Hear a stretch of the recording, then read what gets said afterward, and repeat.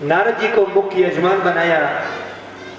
पहले दिन कथा हुई, दूसरे दिन कथा हुई, तीसरे दिन कथा हुई, और जब चौथा दिन दिवस आया तो भगवान कन्हैया की कथा को सुनकर के कृष्ण के प्राकट्य में भक्ति का प्रादुर्भाव हो गया, प्रकट हो गई भक्ति। और महाराज उसी अपने अपने आसन से ऐसी नृत्य करती हुई नाचने लगी कि ज्ञान वैराग्य के साथ में शोभायमान होने लगी। तो ज्ञान वैराग्य और भक्ति भी साथ में हुई। तो महाराज कोई कितना भी बड़ा ज्ञानी हो, कोई कितना भी बड़ा वैरागी हो, आखिर में कहीं ना कहीं भक्ति के संपर्क में आने के बाद ही वो इतना बड़ा बनता है। इसीलिए इन दोनों की माता है भक्ति। और इस भागवत में आकर के हम ज्ञानी हो तो ना हो तो जितना भी जाने, जैसे भी जाने, इस भक्ति के संपर्क में जब आ जाते हैं तो ज्ञान वैराग्य हमारे अंदर प्रकट होने ही लगता है। बोलिए कृष्ण कन्हैया लाल की जय हो। भैया इस प्रकार से सत्संगत भागवत की महिमा को बताया गया कि भागवत के श्रवण करने से हमारा भक्ति भाव बढ़ता है। सदा सेव्या श्रीमद् भागवती कथा यस्या श्रवण मात्रेण हरिश्चित्तं समाश्रयेत्। यत्र भागवती वार्ता तत्र भक्त्याधिकं व्रजेत्। कथा शब्दं समाकर्ण्यं तत्रिकं करुणायते।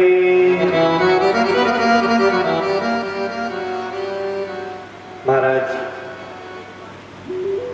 आगे सूत जी महाराज कहते हैं कि ये कथा इतना ही कार्य नहीं करती कि एक सामान्य जन के लिए ज्ञानी वैरागी बना दे, बल्कि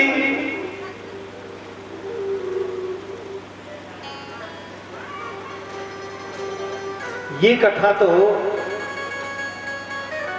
जो कुमार्गामी हैं उनका भी कल्याण कर देती है।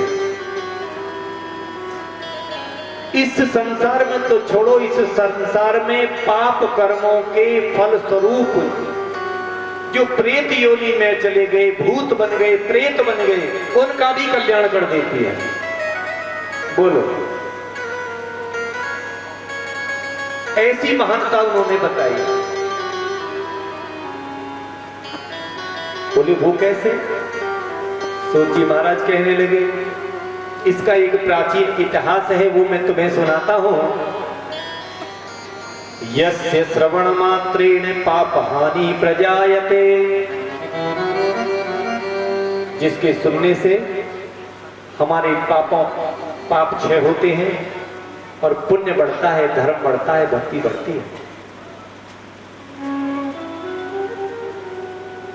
कि तुंग्रभद्रा तटे पूर्वं भूतपत्यममत्तमम्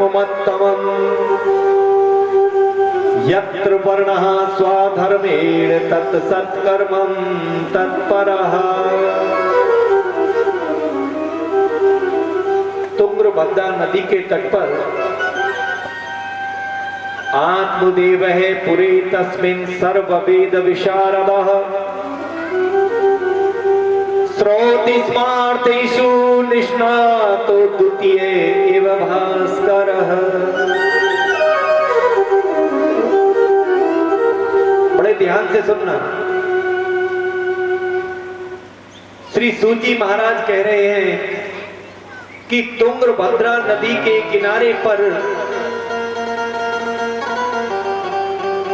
एक आत्मदेव नाम के ब्राह्मण रहते हैं, जो सभी शास्त्रों में विशारद हैं। हर शास्त्र के अंदर निपुण हैं, जिसमें चाहो उसमें शास्त्रार्थ कर सके, ऐसे हैं। महाराज सूर्य देव की तरह तेजस्वी, लेकिन उनका विवाह एक धुंधली नाम की कन्या से हुआ। भिक्षुको वित्तवान लोके तत्प्रिया धुंधली स्मृतः। लेकिन वो धुंधली है कैसी? स्वयं वाक्य स्थापिका, बस अपनी बात को ही सर्वोपरि रखने वाली एक ऐसी स्त्री। बहुत ध्यान से सुनना महाराज, कोई मैया ऐसी हो तो घर में बस अपनी बात रखे, ना अपने आदमी की चलन दे, ना बालक की चलन दे, ना ससुर की चलन दे, ना ददिया ससुर की चलन दे। स्वयं वाक्य स्थापिका, बस अपने ही जिद पर अड़ने वाली। अब वैसे तो पंडित जी बड़े शास्त्री, लेकिन धर्म पत्नी मिल गई अपनी चलाई वाली। बाकी कमी कोई नहीं। नित्यम सुंदरी सत्कुलोद्भवा, अच्छे कुल से भी थी, सुंदर थी, बस कमी इतनी थी कि अपनी हट पर अड़ी रहती थी। आखिर पंडित जी आते कैसे न कैसे अपने जीवन को चला रहे थे। हाँ भाई तेरा ही ठीक है, अपनी कोई बात कहते चलती नहीं तो पंडित जी ने कोई व्यवस्था बना ली। बोले एक काम करो, ये उल्टा मानती है तो उल्टा कहा करो, जिससे कि अपना काम बन जाए। खाना अगर बनाने को कहो तो कहेगी मैं ना बना रही, तो इसलिए पहले ये कहो खाना मत बनाइए आज। तो वो बोलेगी हाँ बनाऊंगी कैसे, ना भूखे से होगे, जट अपने पेट को काम। पंडित जी अपनी बड़ी बुद्धि लगा लगा के अपना चला रहे। दुख इस बात का था कि उनके कोई संतान नहीं हुई। अब शास्त्रों को तो पढ़ ही रहे थे। एक दिन पढ़ते पढ़ते उन्होंने क्या पढ़ा? उन्होंने पढ़ा कि जिसके पुत्र रत्न की प्राप्ति न हो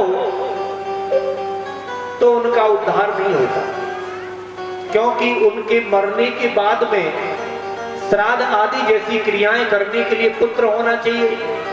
और जब वो पुत्र ही नहीं होगा तो कौन तो पीछे श्राद्ध करेगा, कौन पिंडदान करेगा?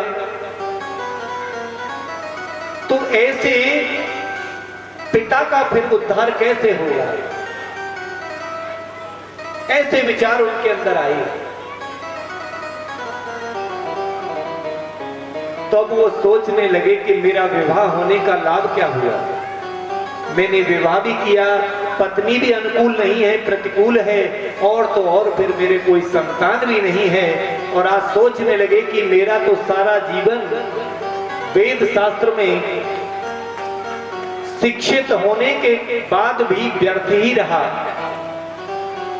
आखिर दुखी होकर के जंगल की ओर जाने लगे और मन में ये सोच लिया कि इससे तो मर जाना ही बेहतर है। ऐसी बुद्धि उनकी भ्रमित हो गई।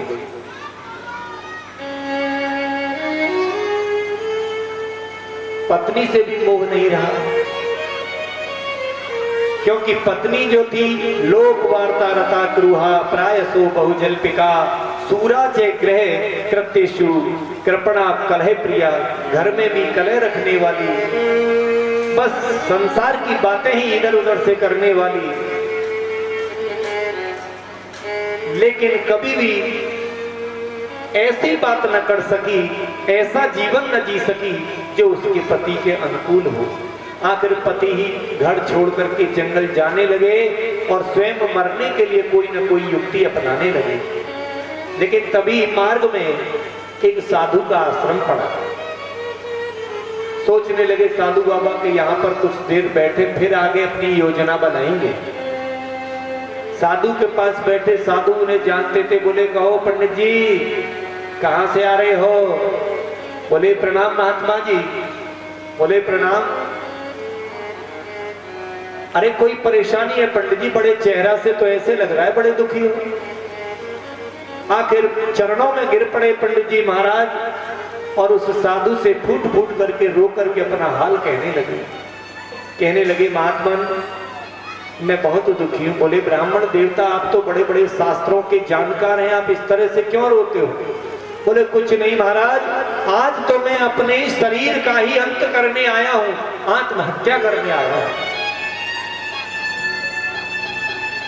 आज महात्मा जी विचार कर रहे हैं, ज्ञानी होना एक अलग बात है, केवल शास्त्रों को रटंत पढ़ लेना अलग बात है, और जीवन में जीना अलग बात है। बताइए, इतना बड़ा विद्वान भी आत्महत्या करने की सोच रहा है, घर के झंझटों से ऐसा दुखी हो गया। महात्मा कहने लगे, पंडित जी क्या यही शास्त्र पढ़ा था तुमने कि आत्महत्या करने चल दिए? बोले मेरे कोई संतान नहीं, बिना संतान के मैं दुखी हूं। धन माया की कोई कमी नहीं, मगर बिना संतान के क्या करना धन माया का। बताइए, मेरे मरने के बाद वो उसका पिंडदान करेगा कौन? महात्मा कहने लगे, पंडित जी तुम्हारा सारा पढ़ना लिखना, शास्त्री जितने बड़े फिरते हो वो सब व्यर्थ रहा, बेकार रहा। अरे भैया, कहीं पुत्र के पिंडदान करने से तुम्हारा पिंडदान होता है क्या? पुत्र की क्रियाओं से तुम्हारा वो भला हो सकता है? अरे जिस शरीर को तुम नष्ट करने जा रहे हो, जिस जीवन को आप हमेशा को मिटाने की सोच रहे हो, उस जीवन को भगवान के चरणों में समर्पित क्यों नहीं कर देते? उस जीवन को भगवान के नाम में क्यों नहीं लगा देते? अरे भैया, ये शरीर ही वो पिंड है, ये शरीर ही वो पिंड है जिसका एक शास्त्रोक्त पद्धति के माध्यम से रूपक बना करके मरने के बाद में पुत्र के द्वारा और क्रियाएं कराई जाती हैं। लेकिन सफलता इसमें है कि हम अपने शरीर रूपी पिंड का अपने जीते जी स्वयं भगवान के अर्पित कर दान करें।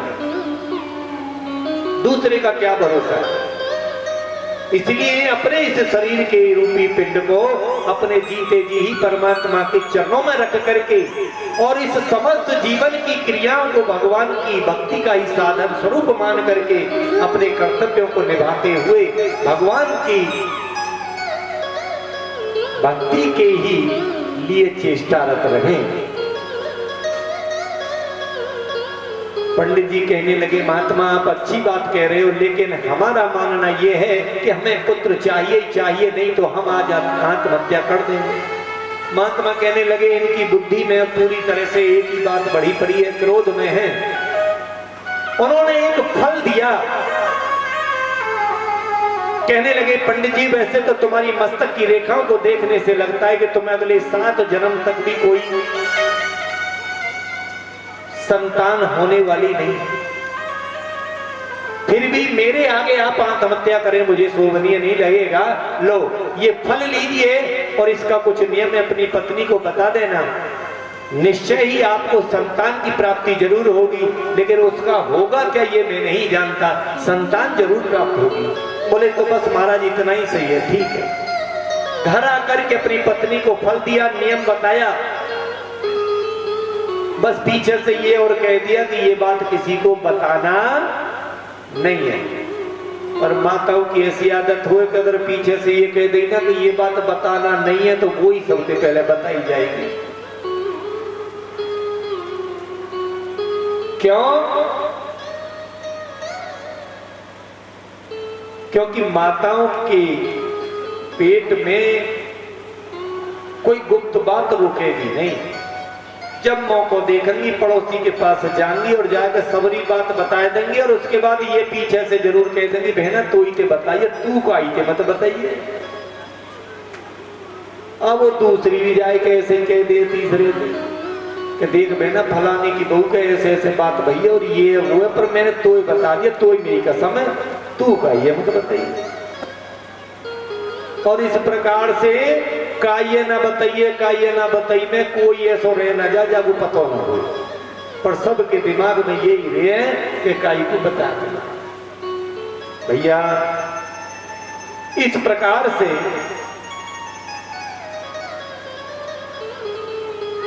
उसने अपनी सहेली के पास गई। पंडित जी तो फल दे के चले गए अपने काम पर, बोले ये खा जरूर लेना। उन्हें पता था कि पता नहीं है अपनी जिद्दी है, खाएगी जब नहीं खाएगी। सहेली के पास गई, कहने लगी अरे बहन सुन, हमारे पंडित जी तो एक फल लेके आए हैं, लेकिन मैं ये सोच रही हूं कि इतने समय तक मेरे कोई संतान हुई नहीं है, और अगर इस फल को खा लिया तो किसी बाबा ने दिया है पता नहीं, अगर खा भी लिया, अगर हो भी गया तो मेरे साथ तो अगर गर्भ रह गया तो मुझे तो बड़ी परेशानी होगी। कहने लगी बहन परेशानी कैसी?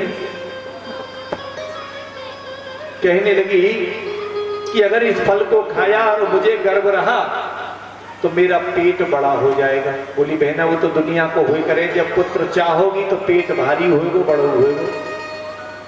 नहीं, पेट बढ़े की इतनी समस्या नहीं है, लेकिन ये भी तो है कि जब उसका जन्म होगा तो मुझे तो बहुत पीड़ा सहन करनी पड़ेगी। बोली बहन तू ही थोड़ी पीड़ा सहन करे, दुनिया ऐसे ही करे है।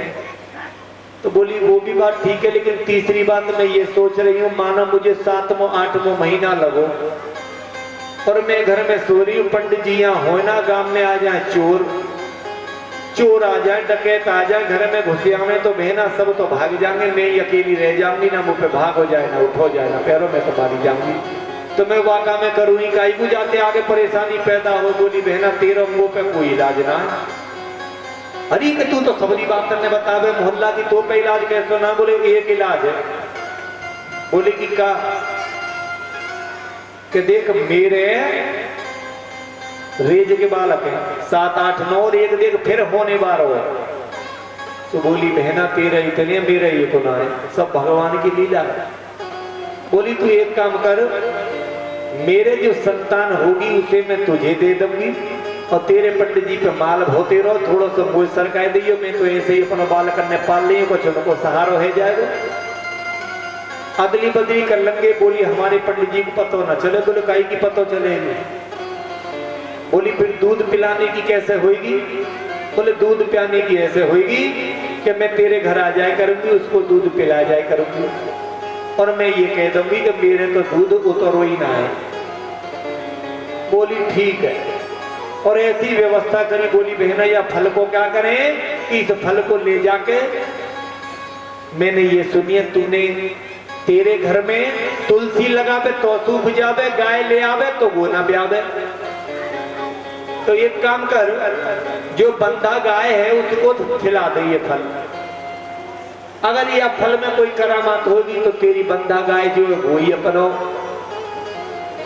दूध देने काबिल हो जाए, गर्भवती हो जाए। बोली बहना ठीक कह रही है, बाबा के चमत्कार को पता चल जाए वो या मैं कुछ है कहना। तो उस फल को तो दे दिया गाय के लिए,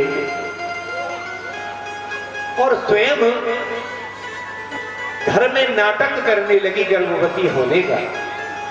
समय आने पर उसने एक पुत्र को जन्म दिया और उसी समय के आधार पर उस गाय को भी एक पुत्र पैदा हुआ जिसकी आकृति मनुष्याकार थी और उसके जो कान थे वो गाय के से थे। अब तो देख करके चारों तरफ के गांव के लोग आने लगे, भैया उस गांव में ऐसे बच्चे का जन्म हुआ है कि जिसके कान ऐसे हैं और वो है। बोले भैया भगवान को चमत्कार है, सब देखने आए। बोले पंडित जी के यहाँ अभी तक कोई नहीं था, 2 संतान, एक तो उनकी अपनी और एक वो। पंडित जी ने खूब बड़े आनंद से भंडारों करो, सबको दान दक्षिणा लेकर के बड़े बड़े संत महात्मा जिमाए। इधर पंडित जी ने नामकरण का जो दिन रखा, अपनी पत्नी से कहने लगा चलो इसके नामकरण का दिन आ रहा है, इसका नाम कर दें अपने इस पुत्र का। लेकिन नाम को सुनते ही धुंधली कहने लगी कि एक बात बताओ, दुनिया के इतने नाम धरते फिरो तुम, पंडित जी घर घर में पंडिताई करते, तुम्हारा नाम धरते धरते पेट ना भरे। ये मेरो बेटा है या कि माँ धुंधली इसका नाम धरेगी? अरे ऐसे नाम नहीं रखा जाता, नाम तो मैं ही रखूंगा, मैं नहीं रखूं तो किसी पंडित जी को बुला कर रखवाऊंगी। बोले ना मेरो बेटा और मैं ही रखूंगी। वो चाहती थी पंजी दी दूरी रहने की, पोल ना खुल जाए कि ये बेटा कहां से है कैसे है। बोले तो चल ठीक है, तू अपने मन की कर ही ले, क्या नाम रखेगी बताए तो दे। बोले आज ही धर दो, बोले धर दे। तो बोले कि इसको नाम रहेगा माँ के नाम से मिलता जुलता, माँ का नाम है धुंधली और बेटा को नाम रहेगा धुंधकारी। पंडित जी बोले बहुत बढ़िया है। पंडित जी सोच के नाम ऐसो धरो जाए करे जिससे यश प्रतिष्ठा भगवान की भक्ति जैसो माहौल बने, और ये नाम रख दो पहले से ही धुंधकारी, तो के कर्म भी कछ कुछ ऐसे ही होंगे, क्योंकि नाम का भी जीवन में विशेष प्रभाव पड़ता है। नाम पहले रखे जाए श्यामदास, रामदास, भगवान के कुछ न कुछ भक्ति में जुड़ते हुए। क्षत्रियों का नाम ऐसे जो बलवर्धक हों, और वैश्यों के नाम ऐसे होते थे जो धन वर्धक हों। लेकिन आज पंडित जी को नाम धरो जा रहा हो धुंधकारी, तो बताओ उनके कह दो धुंधकारी पंडित जी बुलाए के लाओ तो कथा तो कोई करवावे कोई ना, भैया को तो धुंधी मचावत होंगे। ऐसे नाम तो कैसे बात बने। आखिर में अपनी जिद पर अड़ी रही, उसका नाम रख दिया धुंधकारी। पंडित जी ने उस गौ के जो बछड़ा था मनुष्याकृति वाला, जिसके कान गौ जैसे थे, उसका नाम रख दिया गोकर्ण। समय आने पर गोकर्ण महाविद्वान बना, महापंडित बना, वेद शास्त्र का ज्ञाता बना। और ये धुंधकारी जो थे ये माँ के लाड़ प्याड़ में महाखल बने, नंबर 1 के उपद्रव करने वाले। ऐसे उपद्रव वाले घर से बाहर जाते, अड़ोसी पड़ोसियों के बच्चों तक को कुआं में गिरा के चले जाते, और उनके झगड़ों को शाम को पंडित जी लौट के निपटाते। तो पंडित जी की यश कीर्ति सब धूल में मिला दी। अर्थात धीरे धीरे माँ और बेटे का ऐसा प्रेम बढ़ता रहता कि पंडित जी की कमाई और मैया ने बेटा के हाथों से गवाई, लेकिन अपने पति को जरा भी ना बताई। अंजाम ये निकला कि वो बेटा बहुत बिगड़ गया, और जब बहुत ज्यादा बिगड़ जाता है तो उसे सुधारना बड़ा मुश्किल हो जाता है। जैसे कि कोई जब पौधा होता है तो उसकी तने को आप जैसे मोड़ना चाहो वैसे मुड़ जाएगा, लेकिन जब वो पूरा पीण बन जाता है तो फिर उसको मोड़ना मुश्किल हो जाता है। और जिसके एक ही संतान हो तो उसके बिगड़ने के चांस कुछ ज्यादा ही होते हैं, क्योंकि अकेले पे लाड़ ज्यादा कर दिया जाता है तो उस समय वो बिगड़ जाता है। और जब ज्यादा बिगड़ जाता है, बड़े होकर के फिर सियाने समाने पंडित जी, गुरु जी सबके पास में घूमते फिरो, हमारे बालक को सुधार कैसे हो दो, कुछ टोना टोटका कर दो, कुछ ताबीज बना दो, कुछ मंत्र कर दो। अरे किसी टोना ताबीज की जरूरत नहीं थी, माँ से बढ़कर के तो कोई गुरु